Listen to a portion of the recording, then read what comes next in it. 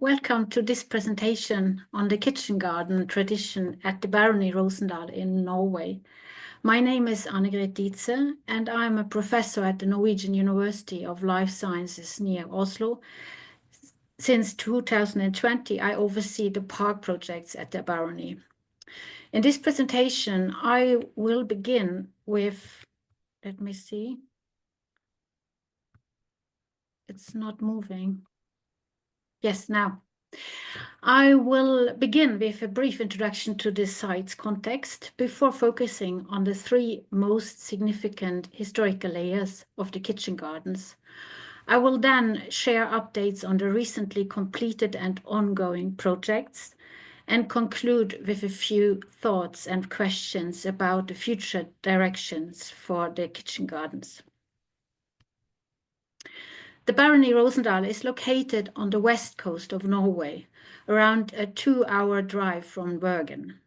To begin, I'd like to remind you that garden art and cultural development are deeply influenced by politics and specific context of the time, including the people involved. From the 14th to the 19th century, during the period when the barony was established, Norway was part of Denmark and governed by the Danish king. And for most of the 19th century, Norway came under Swedish rule. And it wasn't until 1905 that the country gained independence. This historical context is important because it explains why Norway lacks the extensive royal parks and gardens found in Denmark, Sweden, and other European countries. In Norway, the societal layer that had the greatest influence on garden art during the period when the barony was established was comprised of merchants, ships owners, and wealthy civil servants. So this group plays a crucial role, and their contributions remain our primary source for studying garden art and culture from this era. The manor house, or little castle, situated between the impressive mountains on one side and the Hardangerfjord on the other, is a typical example of its time and context. The first owners and founders were Karen Mowat, the daughter of a wealthy Norwegian family, and the Danish Ludvig Rosenkrantz. The work with the manor began around 1662 and was completed by 1665. This estate reflects a transition from Renaissance styles or ideals to the emerging Baroque style. Today, the barony primarily showcases the remnants of a 19th century landscape. Here you can see the main entrance with the impressive Malmanger mountain serving as a dramatic backdrop. In the past, the owners and visitors always arrived by boat, as it was the fastest and safest way to connect with key Norwegian and international business partners and family members. The main entrance was connected to the harbor via a tree-lined avenue. Thanks to the sea routes, garden owners had easy and direct access to developments in other European countries and cultures. This facilitated the adoption of new garden styles, plant use, and gardening techniques, which were quickly adapted to suit Norwegian conditions, needs, and interests. Norwegian gardens clearly demonstrate a pragmatic approach to integrating new styles into their own context and possibilities, while still maintaining an interesting artistic flair.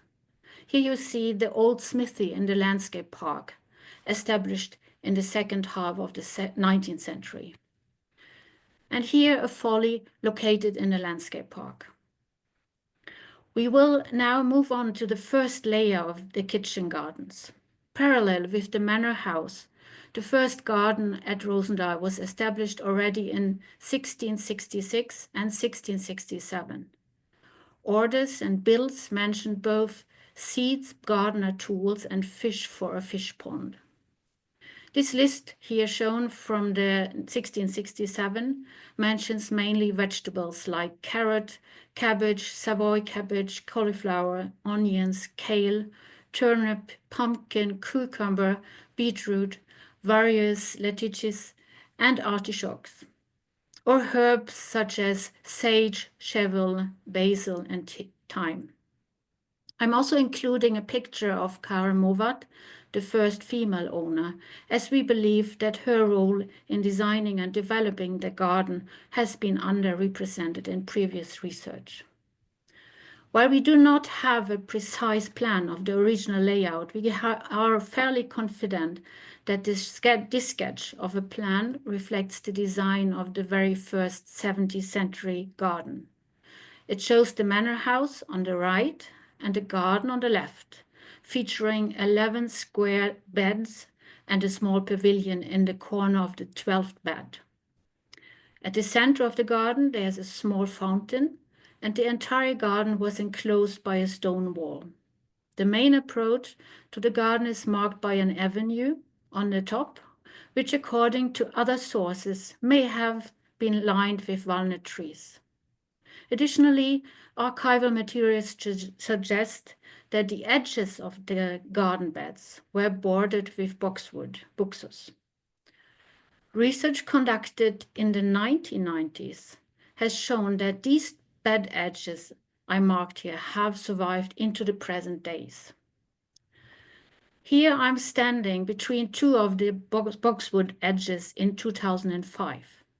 DNA analysis conducted by Professor Dagvin Moe and Per Harald Halvesen from the University of Bergen have confirmed that these surviving boxwood varieties date back to the 17th century.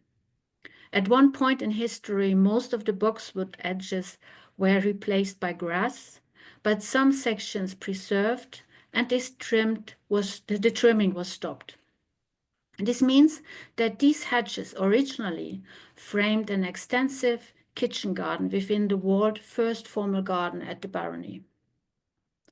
Now, let's move on to the second historical layer of the kitchen garden in the 18th century. In 1745, Edvard Lonneman took over the barony. From this time, we have a few but significant documents preserved in the archive. One example shown here lists what was sown in the garden in April 1746. We can observe a repetition of the vegetables and herbs from the 17th century lists with some additions, including a wider variety of fruit trees and a few ornamental plants. On the right of this slide, you can see a plan of the house and the garden from 1786. In this plan, is shown that 9 of the original 11 formal beds were still dedicated to growing vegetables and herbs, while only 2 beds seem to have been designed by for ornamental purpose, highlighted here with red oval. The manor house is again depicted on the right-hand side of this plan. Before we move on to the third and final layer of the kitchen garden, I'd like to share another interesting record from the archive.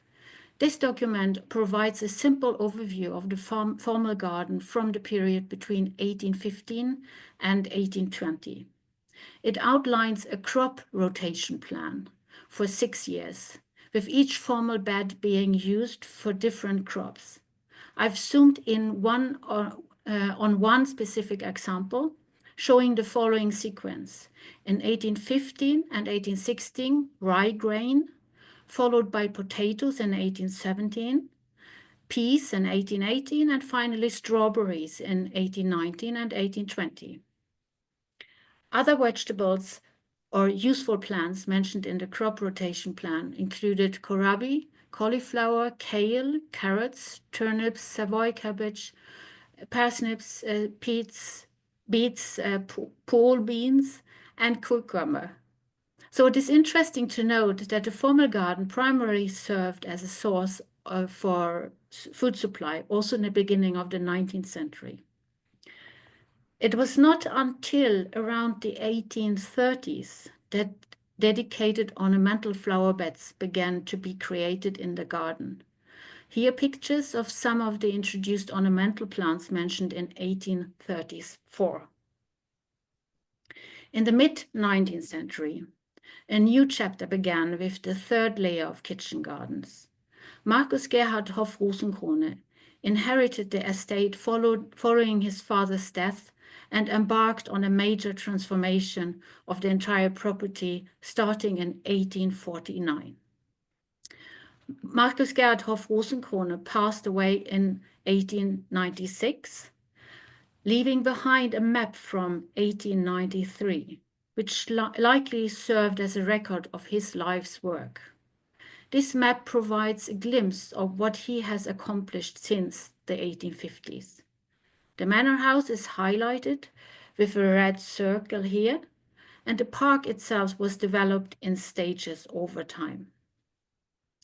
First, Marcus Gerhard removed the wall around the formal garden, reduced the number of square beds, and opened the garden to the surrounding landscape. The red lines here indicate the boundaries of the original formal garden and shows the 2 beds that he removed. This is how the formal garden appeared after the transformation. Of the remaining 7 formal beds, only 2 were dedicated to ornamental plants, while the remaining beds were still used for kitchen and vegetable cultivation. 2 pictures from the 1864 and 1870 illustrate how the formal garden looked at that time. You can see the bed edges of grass and fruit trees planted within. Also in the 1850s, as one of the first projects, Hoff Rosenkrone established a large kitchen garden. The kitchen garden is located right next to the main entrance to the barony, as you can see with the red arrow. All guests who arrived at Rosendal could not avoid noticing it. There were viewpoints down to the fjord, a pavilion, greenhouses placed directly across from the main gate to the barony, as well as cold frames, hotbeds, areas with berries, fruit trees, and to the left, along the wall, a large nursery. Here you can see the view from the highest point in the kitchen garden that is offering a glimpse over the beds and greenhouses stretching out to the fjord and the surrounding landscape. The 1893 map reveals that the entire park was dotted with fruit trees, seamlessly integrated among ornamental trees and flower beds. The name displayed on the map correspond to various types of fruit trees planted throughout the park. An espaliered orchard lined a large wall, which is highlighted and zoomed in here. The fruit trees are no longer there, but the area and the walls remain in the park, waiting for the next restoration project. The park featured a wide variety of pear trees alongside apples, cherries, plums, peaches, apricots, and other more exotic species. Having a wide variety of fruit trees was crucial for a large household like the barony. This strategy ensured a steady supply of fruits throughout the entire season and year. Additionally, it helped mitigate risks.